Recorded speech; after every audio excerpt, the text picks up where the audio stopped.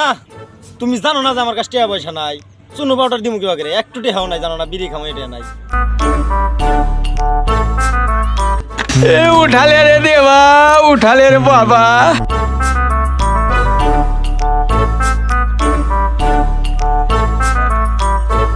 আরে ভাই আমাকে একটু গাপ সাপড়ে স্কুলে নামাতে পারবে হ্যাঁ আচ্ছা রাখো আসতাইছি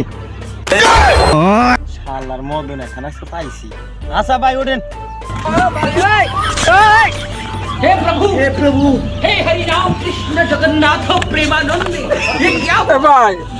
একটু লোক আটো জোরে চালাইছেন গাই ম্যাগ শালার মদন একটু আজকে মদন বানামু শালা गोलमाल है भाई सब गोलमाल है